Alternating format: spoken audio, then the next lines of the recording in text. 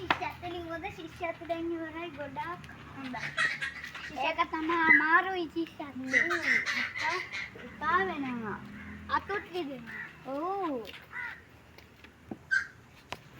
මේ මොකද්ද ඔයා පාඩම් කරපු ආවද දැන් ඉතින් ශිෂ්‍යත්වෙන්ද අපිට සෙල්ලම් කරන්න දුන්නෙත් නෑනේ අම්මලා. මේ අපි හෙට දිහාට එහෙම සරුංගලයක් හදලා ආරිමුද? හා. අපි දැන් ටිකක් සෙල්ලම් කරමු. හා යා.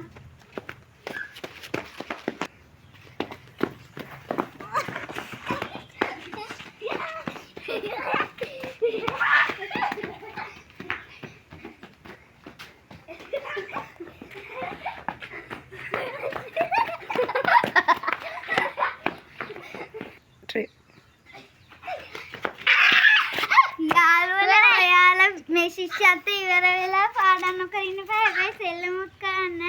බයි.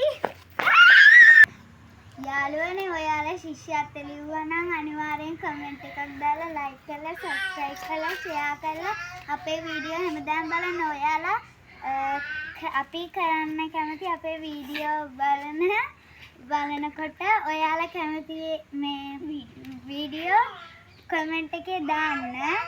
මේ අපි ඒවත් අරගෙන එන්න. අපි ඒව අරගෙන එනවා. අපේ වීඩියෝ හැමදාම බලන්න. මේ කාලේ ශිෂ්‍යත්ව හින්දා තමයි අපිට මේ වීඩියෝ ගොඩක් ගේන්න බැරි වුනේ. ඒක නිසා ඉස්කෝලේ නිවාඩු කාලේ හින්දා නෑ ඉස්කෝලේ. හායි හායි අපි ඔන්න සෙල්ලම් කාලේ. බයි.